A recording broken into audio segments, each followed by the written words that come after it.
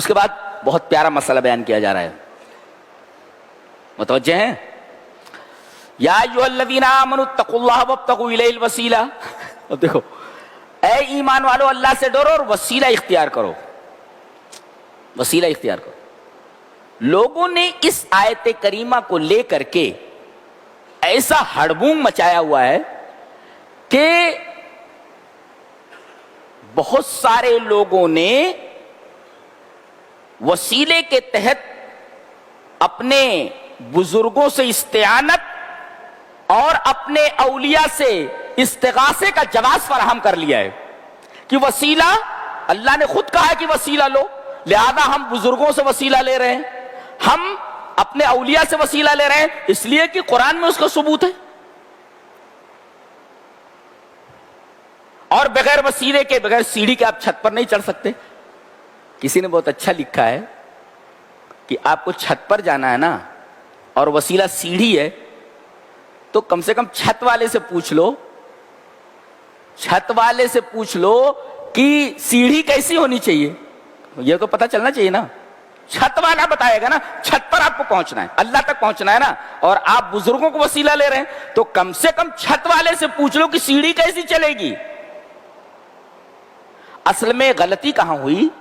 یہاں وسیلہ جو عربی لفظ ہے تو عربی میں جو لفظ وسیلہ ہے وہ نزدیکی کے معنی میں، اللہ سے قربت کے معنی میں، اسے اردو کے وسیلہ بمعنی ذریعہ کا مرادف سمجھ لیا گیا ہے. اردو میں وسیلہ کہتے ہیں ذریعہ، کسی کو ذریعہ بنا لو، لیکن عربی میں وسیلہ ذریعہ کو نہیں بولتے بلکہ کہتے تقربت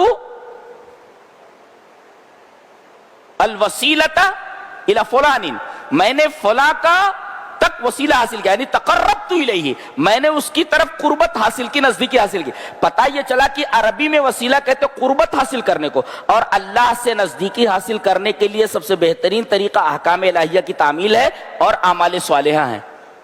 تو جب اللہ نے بتایا کہ بھئی اعمال صالحہ مراد ہے اللہ سے قربت کے لیے، تو تم نے بزرگوں کا وسیلہ کہاں سے نکال لیا؟ اور یہ تفسیر کسی صحابی نے کی ہے. حضرت عبداللہ ابن عمر آتے، یہاں پہ لے جاتے، السلام علیکہ یا رسول اللہ، السلام علیکہ یا ابا بکر، السلام علیکہ یا ابی، اے میرے ابا، ایسا بولتے تھے. کون؟ حضرت ابن عمر. اتنا کہہ کر کے نکل جاتے تھے. اگر مزاروں سے یہ صاحب قبر سے استغاثہ اور استعانت اگر جائز ہوتی تو کم سے کم کسی صحابی سے تو معلوم ہوتا کہ وہ فلاں صحابی نے کسی مردہ شخص سے یا اس دنیا سے گئے ہوئے شخص سے استغاثہ کیا یا مدد مانگی.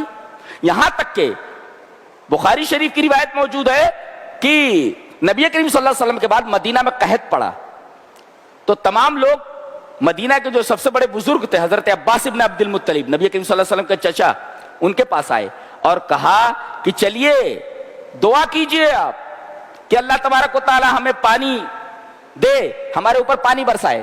سوال یہ ہے کہ قحط پڑا، سامنے ہی نبی کریم صلی اللہ علیہ وسلم کی قبر ہے، بہت سارے شہداء ہیں، بہت سارے لوگوں کی قبر ہے، جا کر کے وہاں ان سے استغاثہ کرتے، ان سے پانی مانگتے یا ان کا وسیلہ لیتے.